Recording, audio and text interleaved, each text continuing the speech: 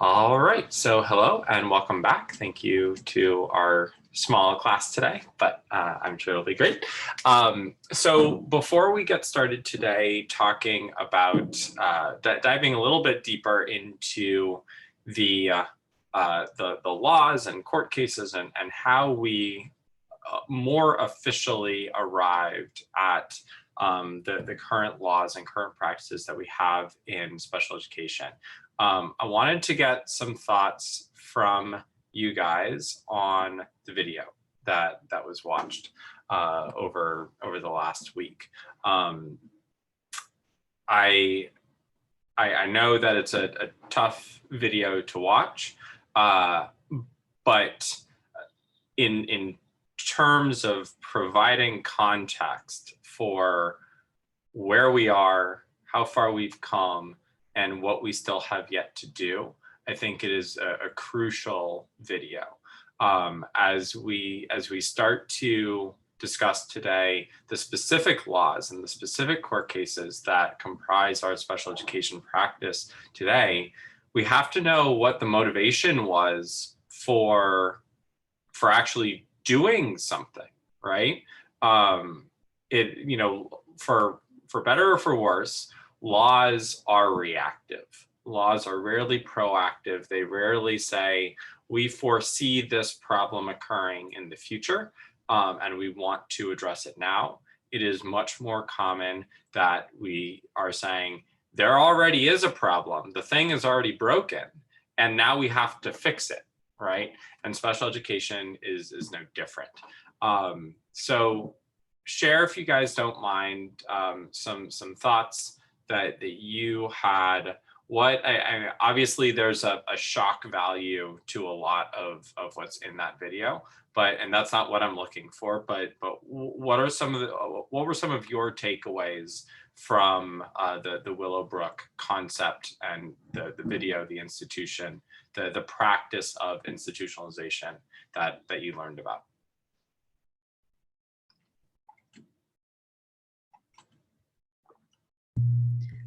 So I'll go first, I guess. So whenever I watch it, I was thinking about like how it's really inhumane what they used to do, and I feel like today is like very different. And I feel like they did like a lot of good things, like you said, like there's still like a lot of room to grow. And I feel like a big point of that is like we really have to consider intersectionality whenever we talk about like any kind of like social problem. And I don't think that it's a coincidence that the problem started to be addressed whenever it got exposed by like a media outlet. Like Yep. whenever the mass population actually began to like see it, that's when it like started to change. That it's special education, and this the great use of the word intersectionality there. That's still somewhat of a problem today. It's just that the powers that be know that the problem exists and are dealing with it in a different way, right? But it's still very much the case that if special education is not a part of your life as a family, you don't know about it, right? Like, you know it exists, which is the difference between Willowbrook and now. But if I just go out to the street and talk to 10 people and say, define the characteristics of autism, I'm going to get a bunch of blank stares, right? And maybe one of those people that I interact with has a family member or a child or is involved in special education some way, but like it's still very much the situation that there isn't widespread knowledge of disabilities. But what was born out of that issue in the 50s, 60s, 70s is that even though it's not a part of my life, I recognize that it exists and something better needs to be done about it. And that is such a huge philosophical shift in special education over the last 50 years that, again, massive progress. But as we're, right from the jump, we're already saying, we're not there yet. We're not done with that battle, right? Good. What else?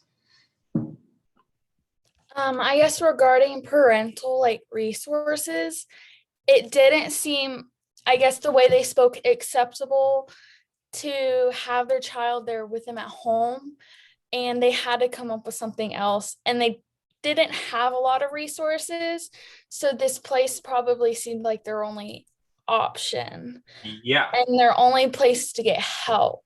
absolutely, Okay. Hannah. And you know, I can't emphasize enough the importance of parent participation and due process as principles in IDEA.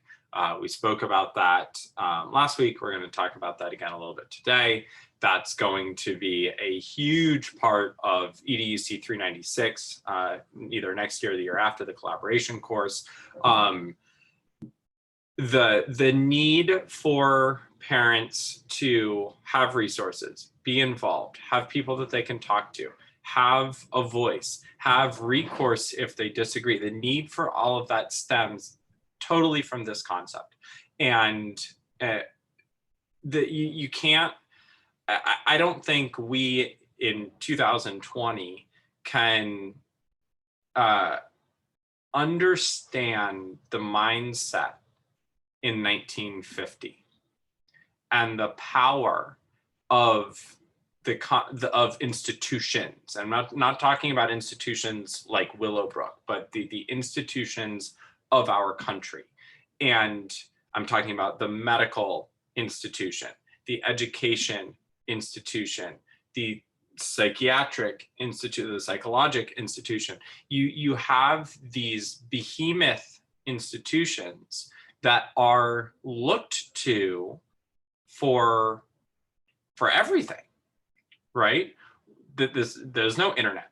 There's no 2000s medicine. There's no there's no ubiquitous education. There's no, you know, the number of college degrees. College is still reached by 10% of the population. Well, I'm making that number up, but it's not the default, right? So higher order thinking as a national pastime does not exist.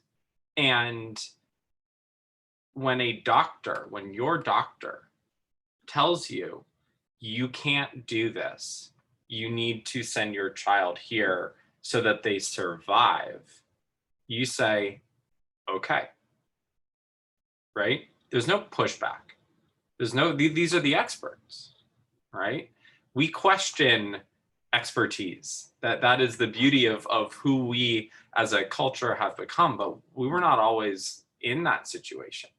And the doctors in part didn't inform parents because they didn't have the resources, right? Autism wasn't known then. The difference between certain physical disabilities and mental disabilities, as we saw in the video, was not necessarily known.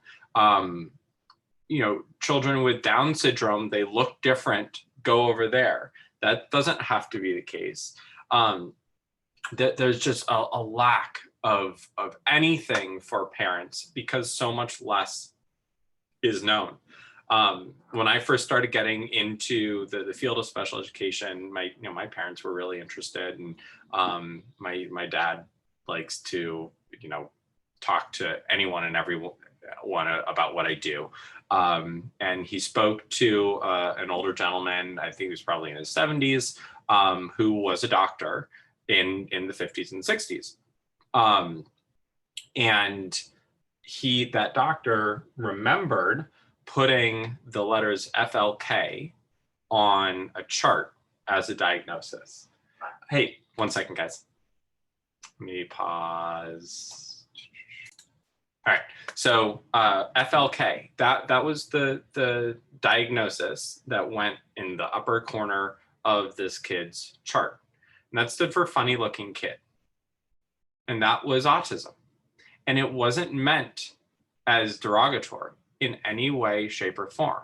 It was meant as, here's this child who is physically healthy, who is emitting many appropriate behaviors, but there's just something off, and we don't know what it is. There is no diagnosis of autism at that point.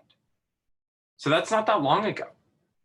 That is absolutely not that long ago. So it's, you know, I don't want to be looking and or sounding like I am blaming people in authority for, you know, withholding resources from parents, not giving that information out. It just didn't exist. And now that it does, we are able to do something about it in a much, much more meaningful way. Good. Any other thoughts or comments? Or so when I first saw that movie, I watched that in graduate school, and I've shown it every semester that I've taught this class since, because I think it allows for a context, again, for the laws that we talk about today, for the practice, for what we see in classrooms that we don't have an appreciation for, because nothing like that really exists today, thankfully, right? We just our philosophy overall for education, for special education, has completely shifted towards inclusivity, but that is the need. That is why we are here. All right, good. Okay, so how is it that we actually get to a series of laws, or a foundational law in special education? Well, as mind-boggling as Willowbrook and the exposure of Willowbrook was, one, I cannot say that was the first warning sign, and nor can I say that that it was this flashpoint that instantly led everything to change.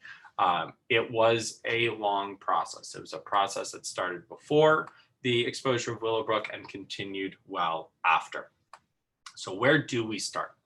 First, we start with a law, or a court case, sorry, that has nothing to do with students with disabilities. And that is Brown versus Board of Education. All right, this is obviously a landmark civil rights case. This is the civil rights case that integrates schools in America on grounds of race, and totally shifts the mindset of how, not how we treat education, not just how we treat different races, but how we treat each other. This separation, the separate but equal, as we see with Willowbrook, really exists. It permeates all throughout our culture. And it's a very human thing to do. There's us and there's them. And the integration of the us and the them is not a natural process. So hang on one second, guys. Sorry, I have a busy office today. All right, sorry, I forgot exactly what I was saying. But so we have this process, or don't have this natural process of integration. And when Brown versus Board of Education is decided upon, the implications of that extend far beyond civil rights and race relations in the United States. And you can very, very easily see that those other parties who are impacted by separate but equal are now saying, well, wait a second, does this apply to us too? So what Brown versus Board does in terms of special education is it gives families who have children with special needs grounds to say, what about us? And that is a first for special education. Oops.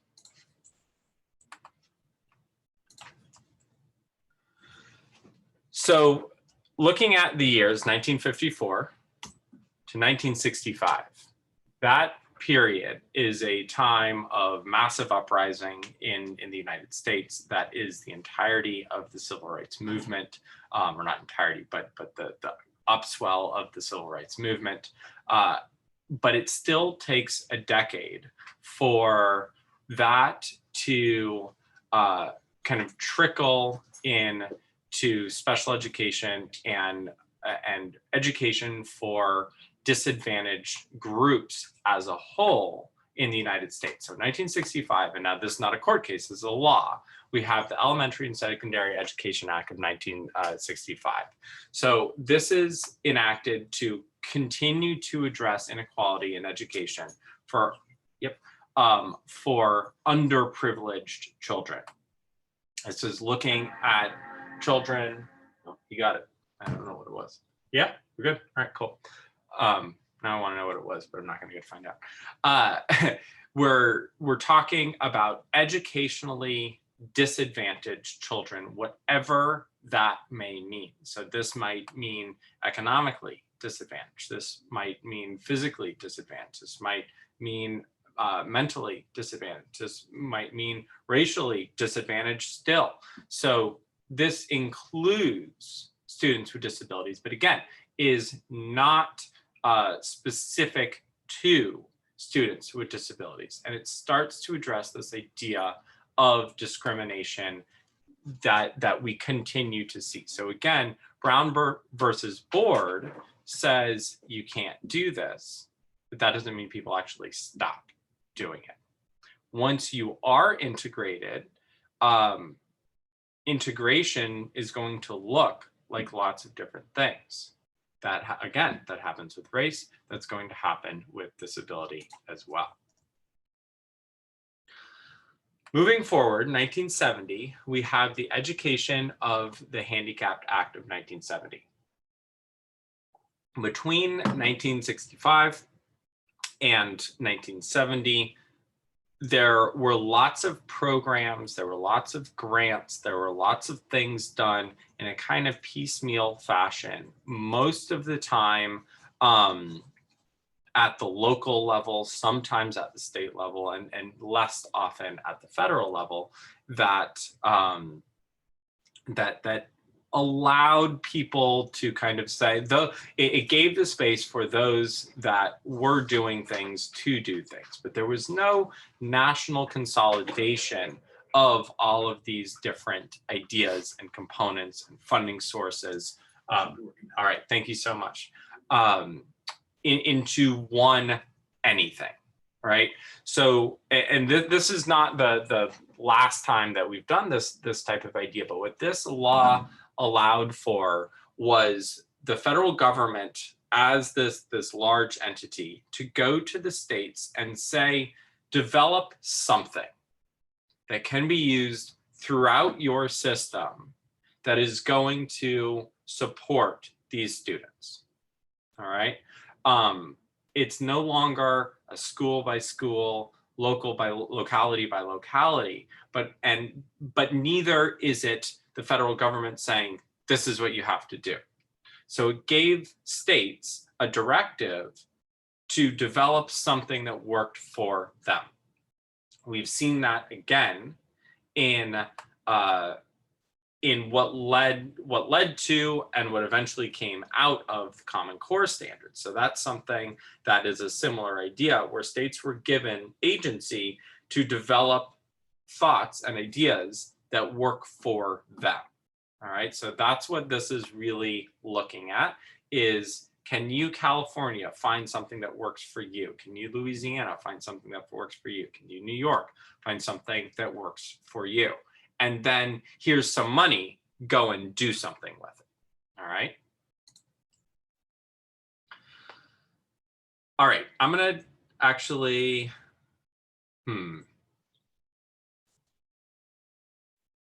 yeah, I'll just do it as is.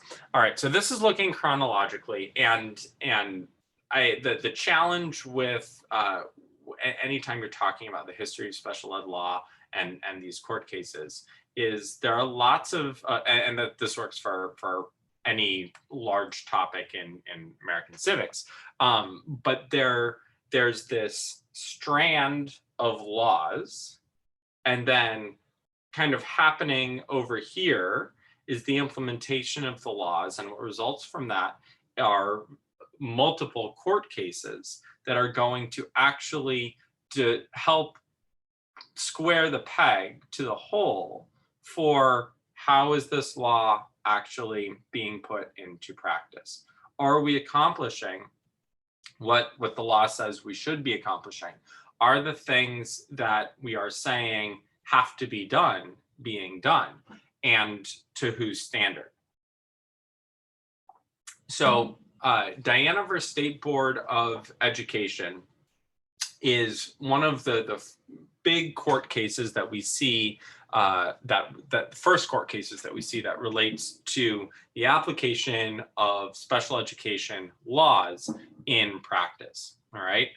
So when we go back and look at the Elementary and Secondary Education Act of 1965, we are talking about discriminating people based on a disability. You cannot discriminate based on that disability, right?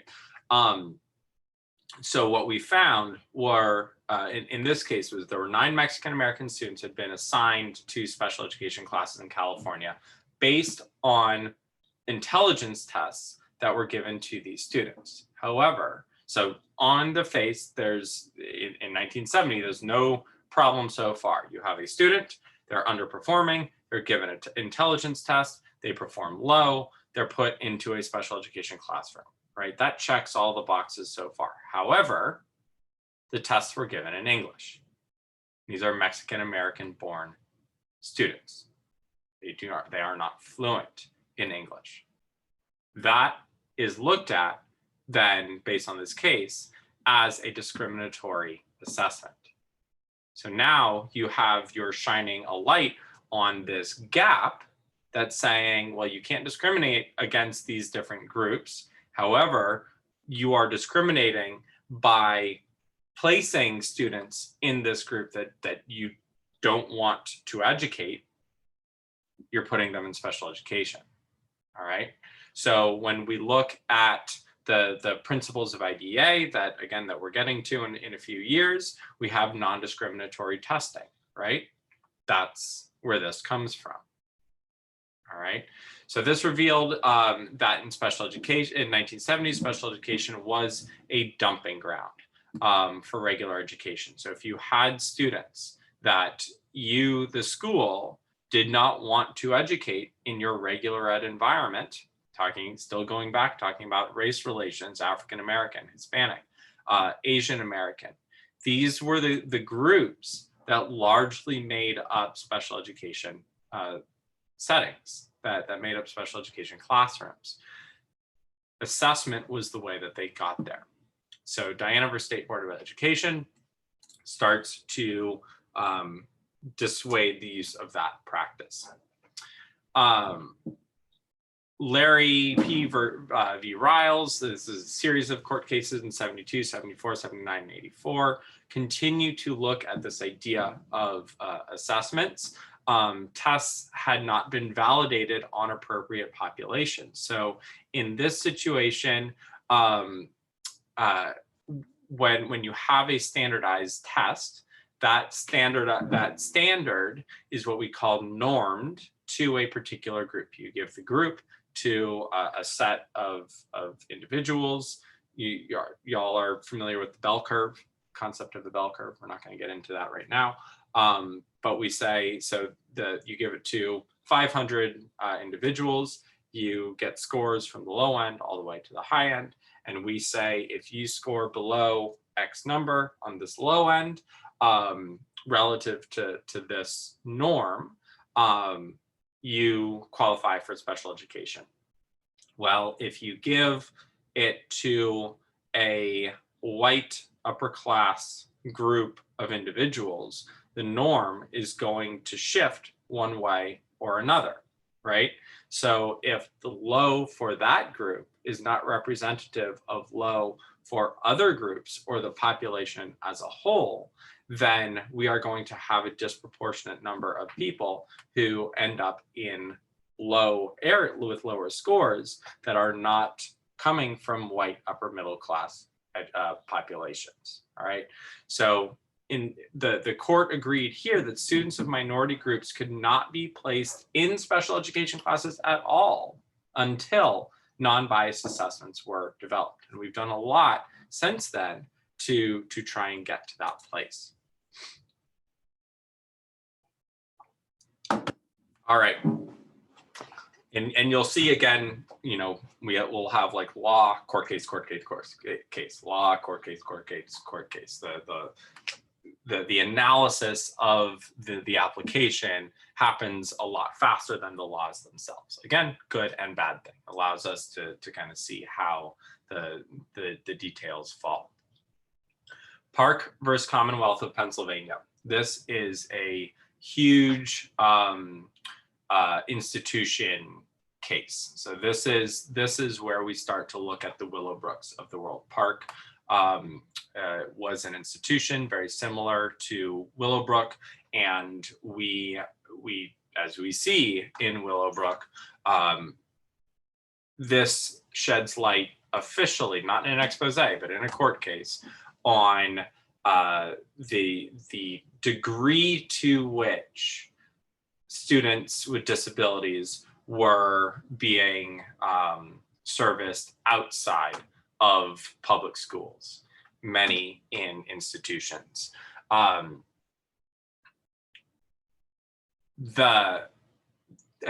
you guys had mentioned before, the primary issue here was not that the students were being excluded from public schools, because we already have a law in the books that says you can't do that, right? But now what was happening was parents were not being given a true say. So remember, in this environment where you cannot exclude a child from public education, that means the school cannot say, you can't come here. But if a doctor tells the parent, you can't go there, and the parent says, I can't go there, then the school didn't have a voice in that, right? So what happens here is that parent participation becomes a requirement, like actual participation is a requirement for educational placement. So this starts to allow for parents to really have a say in, so much is happening, for parents to have a say in where their students are going to be educated. What comes out of this is Congress, for the first time, says we are actually going to look at the state of special education in our country. And the findings of that were really, truly abysmal. And let's see, I think,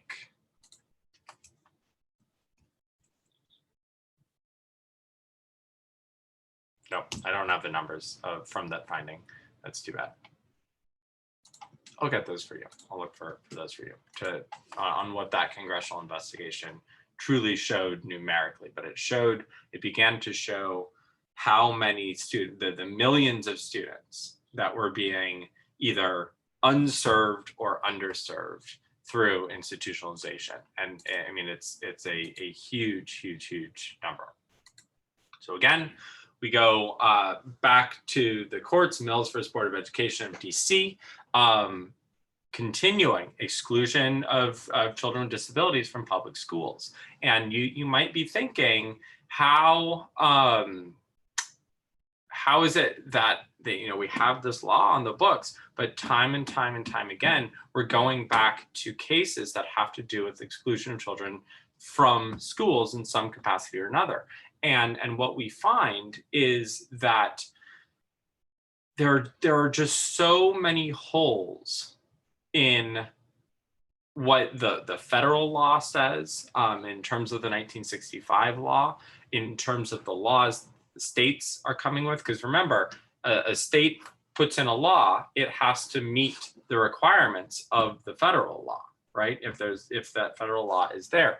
But states keep finding ways to exclude from public school. So here in this situation, we have children with disabilities were being suspended and expelled at significantly higher rates from from public schools than their typical peers. So that becomes another means of exclusion, right? The school's defense here, their primary defense, and this is challenging for me, but I very much get it, was the high cost of educating children with disabilities. You have to have so many more staff. You have to have so many more resources. You have to have so many more people. You have to do so much more. They need so much more support. They needed ways to relieve that support. Expulsion, suspension becomes that way. All right. So finally, 1972, we have that congressional investigation. I knew I had it, had the details somewhere. Congress conducted this investigation, found that more than half of the country's 8 million students with disabilities did not receive an appropriate education or were receiving no education at all. 4 million students, underserved or not served. All right, that's huge. This is 20 years after Brown versus Board, almost 10 years after our initial special education laws, and this is still going on, right, to the nth degree. The 4 million that are receiving services, or appropriate services in public school settings, I can only imagine. I can only imagine what we would consider that to be today.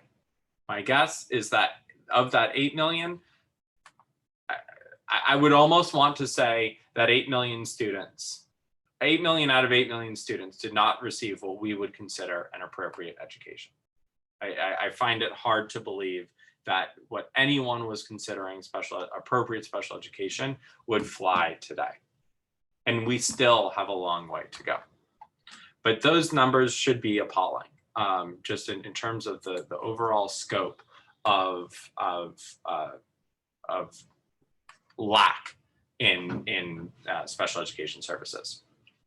1973, finally getting somewhere.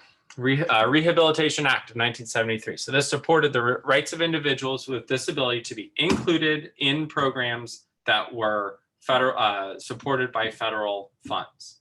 So inclusion as a right is different than exclusion as a law. Our rights we hold to be fundamental. Laws, there are these things. When the default is you can't be excluded, what defines exclusion? When the default is your right is to be included, that's a much higher burden of proof, right?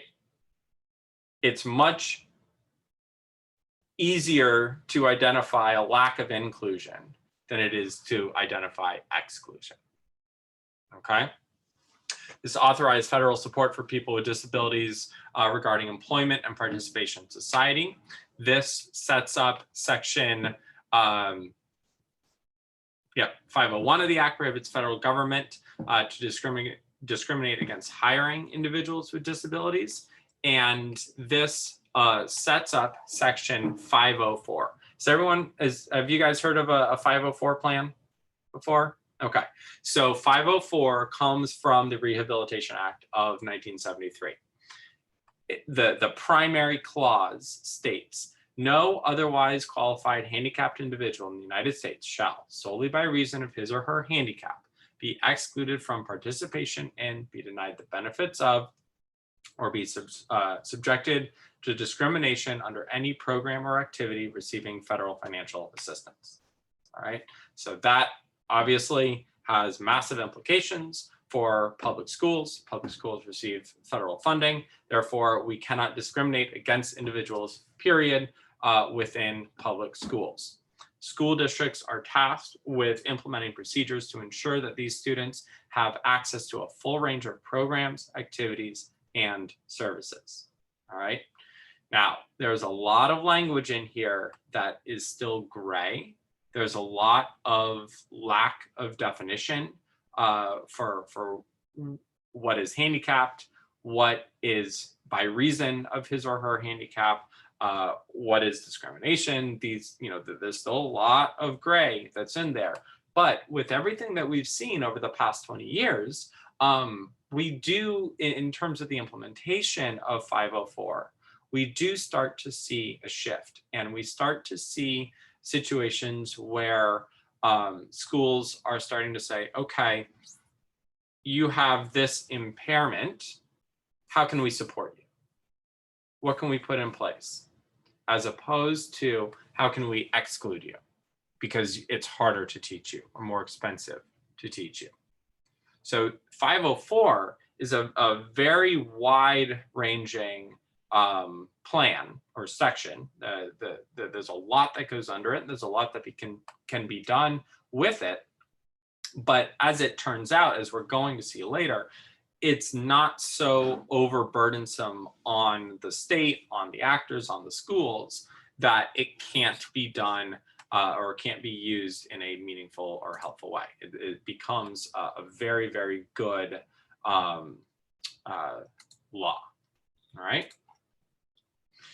1974, we have amendments to the Education of the Handicapped Act. So this, I really look at this in context as a bridge between the Rehabilitation Act and what we are going to get to in 1975. But this starts to kind of warn states that this is coming. We're going to start to piece everything together. We're going to start to put funding in place, the interim funding bill. We're going to give you guys money to be implementing special education laws that are coming. So we see for the first time mandating placement decisions, mandating testing and evaluation procedures, mandating like all these where the states were given freedom to develop their own plan before. Now we start to say, in that plan, we must see A, B, C, D, and E. You still have your own means of implementing it, but these are the things that we have to do. If you do those things, here's your chunk of money. All right. This is the first legislation to direct states to provide appropriate educational opportunities. Appropriate. See that word for the first time before we get to IDEA. 1975. Education for All Handicapped Children Act, Public Law 94-142. This is probably the I would venture to say the most significant law in our history of education. Regular education or special education, definitely special education. But this changes how we look at everything. No Child Left Behind, maybe later for good or bad, but this is huge. This is the first law to clearly define the rights of children with disabilities. In order to receive federal funds, states must develop and implement policies that ensure FAPE, free and appropriate public education, to all students with disabilities. There's accountability for students' academic achievement. There's the IEP process is developed.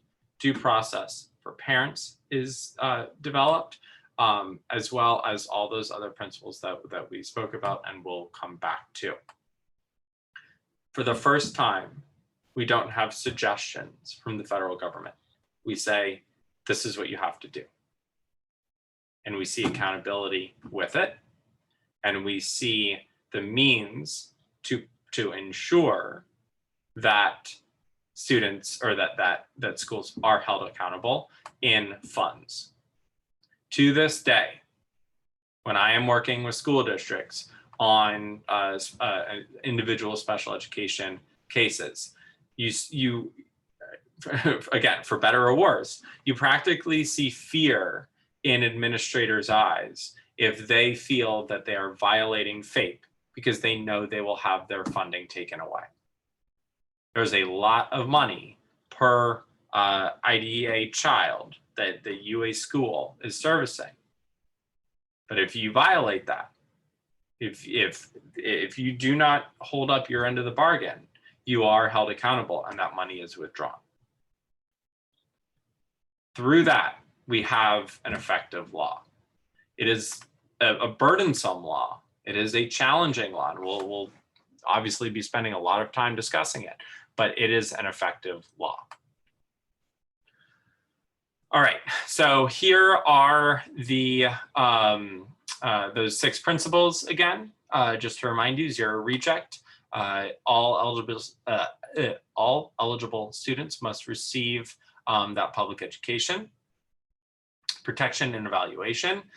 We have to have fair assessment tools that are going to be placing students into special education services.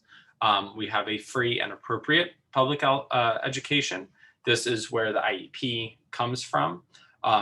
The appropriateness of the education is determined by the individual, not the disability, not the school, not the teacher, but that IEP really becomes their appropriate curriculum. We have the least restrictive environment that allows students, to the degree possible, and I'll again go back to appropriate, ensures that these students are educated with their non-disabled peers. We have procedural safeguards, that's due process to comply, to ensure that schools and parents are complying with the procedural requirements of IDEA, and we have parent participation. All right, I've kind of touched on a few of these things, but just to be perfectly clear, the purpose of EHA, which becomes IDEA, is really a 20-year process, 15-year process of trying to incentivize states to do the right thing, trying to incentivize schools to do the right thing, trying to get the communities and the general public aware of the right thing, and needing to, at the end of the day, just say, this is what needs to be done. This ensures that students are protected. This ensures that parents are protected. This ensures that states, local governments, schools, and teachers are doing what they are supposed to do. This ensures that there is a forum for everyone to get together and try to agree on what that to do is.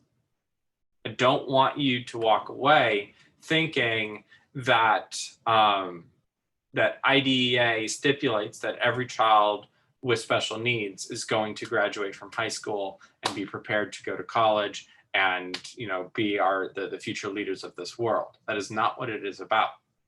It is about identifying what is appropriate for the child and making sure that everyone is working hard to get that student to their best place.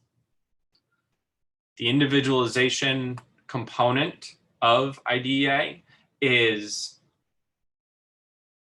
the most challenging component and the most significant component. If there's one thing that I really struggle with in regular education, it is the lack of individualization. IDEA goes the other way and says, I don't care what has ever come before. I don't care what will ever be again. This is what this child needs. And we need to make sure we're doing it well. All right. We're going to be revisiting IDEA later today, and like I said, over the course of the next few weeks. But are there any questions or thoughts about this initial law? You guys are going to have an opportunity to dive into it a lot more, like I said, in this and in other classes, but just opportunity here. Okay, cool. All right, back into the court system. So Board of Education versus Rowley, 1982. So we are now 7 years removed from IDA.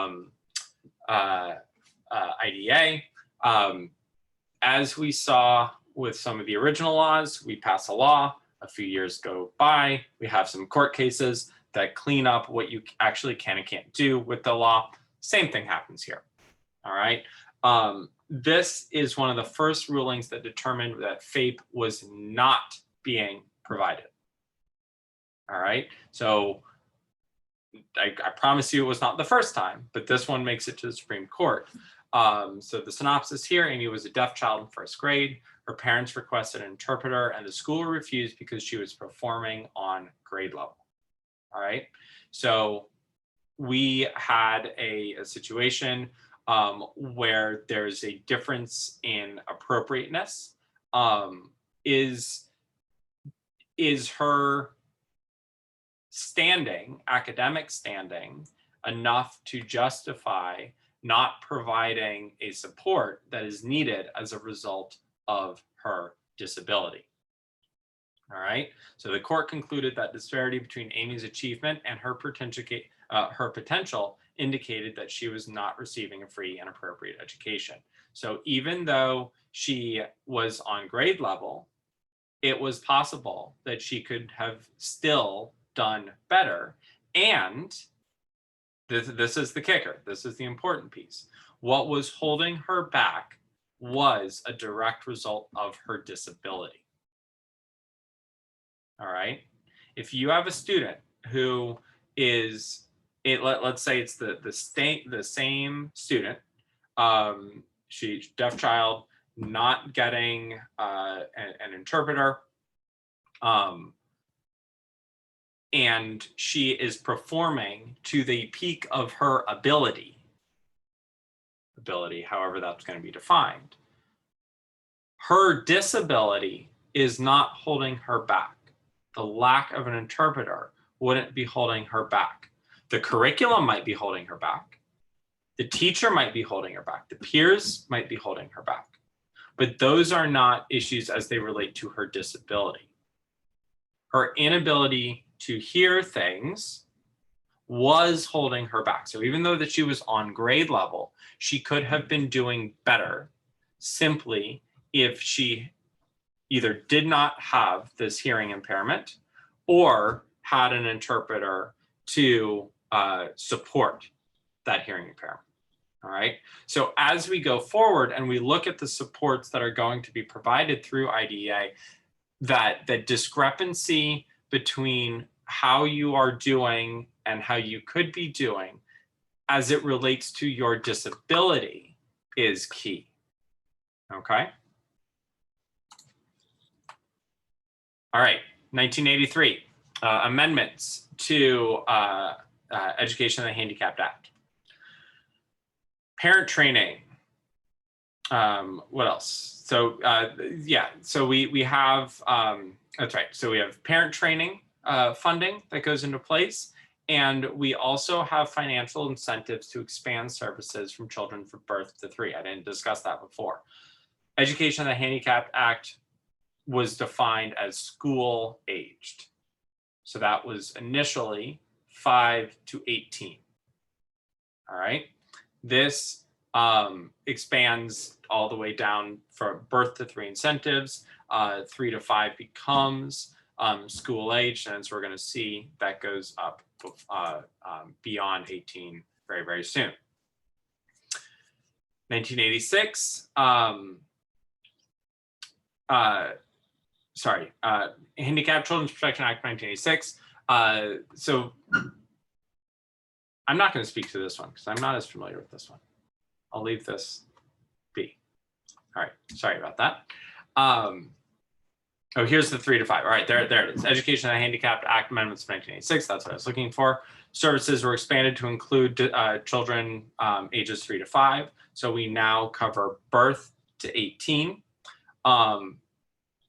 In that birth to 3, birth to 5 range, we have these early intervention plans, which are called IFSPs, or individual family service plans. These are different than IEPs, individualized education plans, because they are looking at support for the family, not support for the education.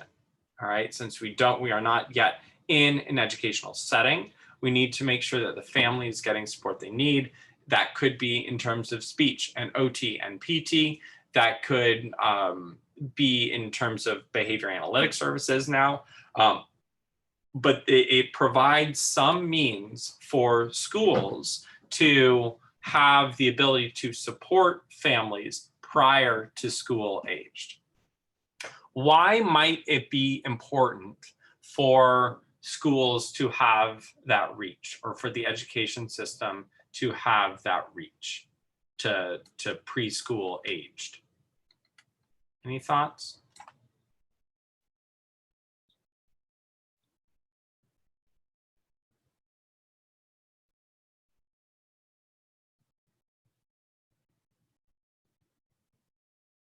Early intervention has been found to be far and away the most effective intervention for just about any educational disability.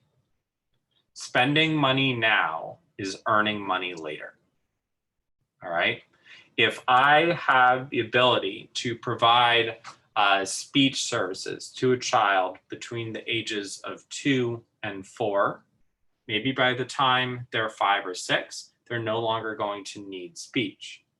If I do not provide any services until they are 5 or 6 or 7, they may require services until they are 10 or 12 or 13 or 14 or 15 or 16 or 17. All right. Money spent now is money earned later. That and look, at the end of the day, when funding is the most important thing in education, or lack of funding is the most important thing in education, the smarter you can be spending your money, the more you can buy later. All right.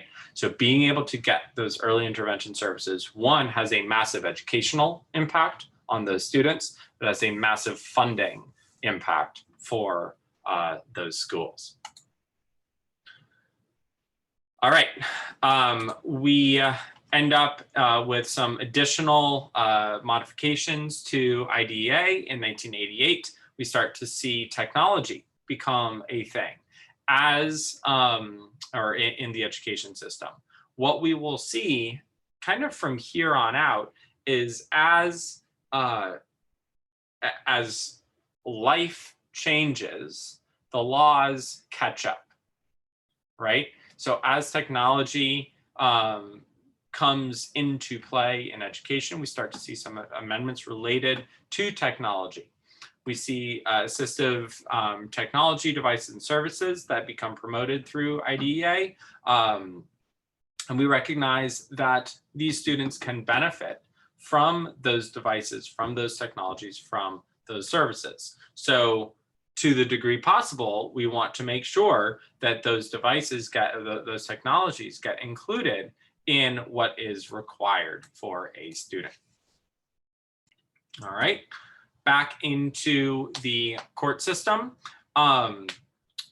We have Daniel versus State Board of Education. This had to do with the educational placement of a 6-year-old boy with Down syndrome. And from here, we see a number of court cases that start to provide, I don't want to say guidelines, but guidance on placing with students with disabilities in general education. So this starts to look at the concept of inclusion. This is where we are really starting to see the intersection between FAPE and least restrictive environment.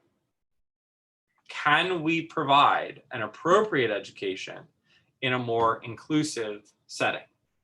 Does the inclusive setting prevent the appropriate education? All right.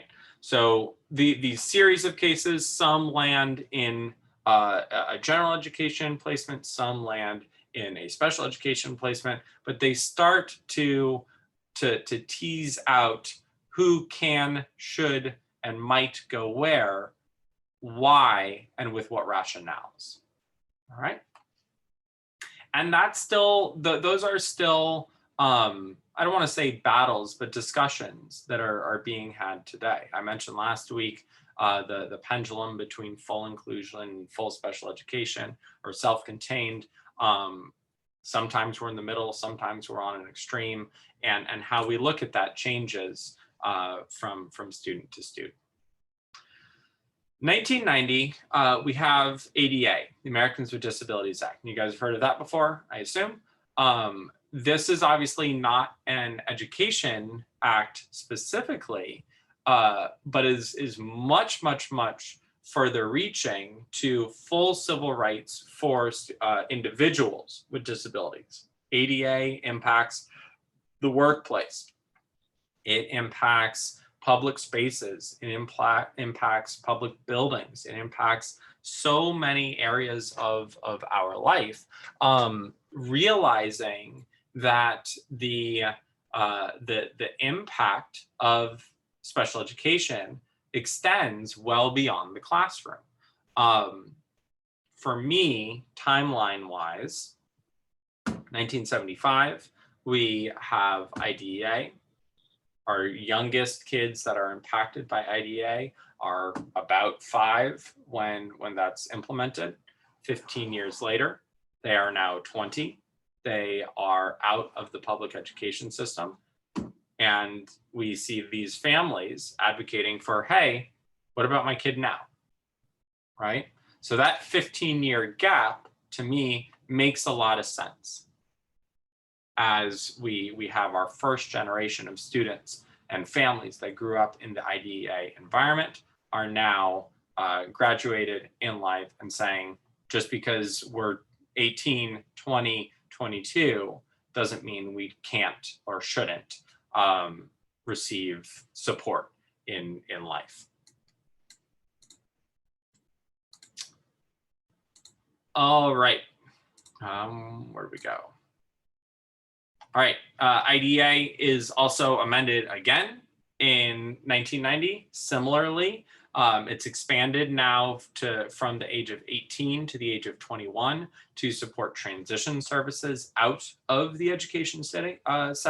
So that goes right in line with that passage of ADA.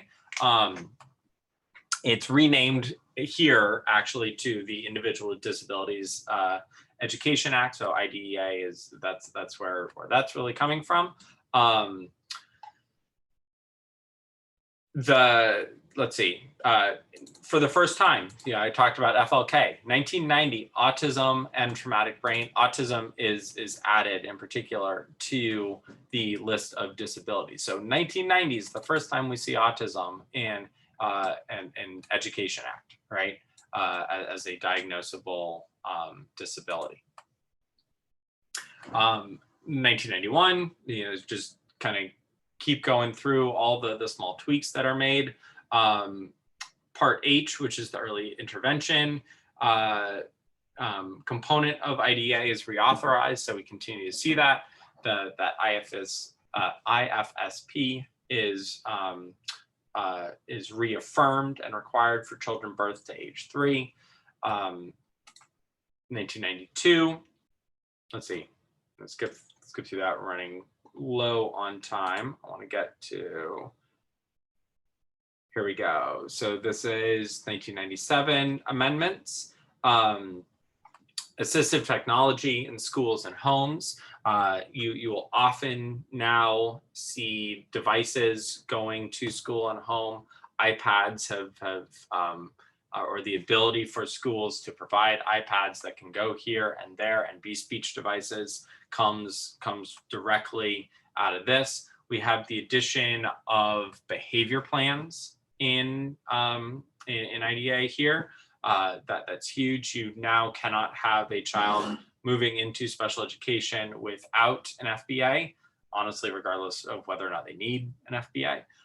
That's something that we will be discussing a lot more in EDUC 487 in a couple of years off for you guys. But those all become significant components of the IEP. And finally, the 2004 IDEA is the most current reauthorization of the law. This has the 2004 reauthorization reaffirmed everything that was already there. However, the significance here, I think, really has to do with changes in accountability for teachers, for schools, for parents, for all parties involved as a result of No Child Left Behind. So this is the only authorization that we've had under the current testing environment. And if you remember, No Child Left Behind, which you guys grew up in and with, really for the not for the first time, but it said everyone must be proficient to a standard, including special education students. The accountability, the strength of that statement was huge, and how that trickled down to accountability in special education was massive. The idea of evidence-based methods is born out of the marriage of IDEA and Common Core. The need for progress monitoring, for copious amounts of data, for what happens if we don't meet these goals, for generalization, for connectivity between home and school. That's all born out of oh my gosh, we need to get all of these students where they need to be in a relatively short amount of time.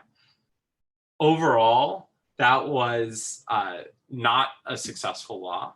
That was an unachievable mandate, unachievable goal. But many of the components of IDEA that resulted from that law were found to be beneficial. We now had a mechanism for ensuring that teachers were using evidence-based practices in special education, that we weren't babysitting, that we were providing practices that we knew to be effective as we were educating these most disadvantaged children. All right. That's basically where we are. A couple other changes that came as a result. But hopefully what you see is obviously going from the institutionalization concepts of Willowbrook to IDEA in 2004, we have these massive gains. We have come so far. We are doing so much more. The onus is now on the teacher to be successful, whereas success before was defined as presence in a school, then presence in a classroom, then some gains.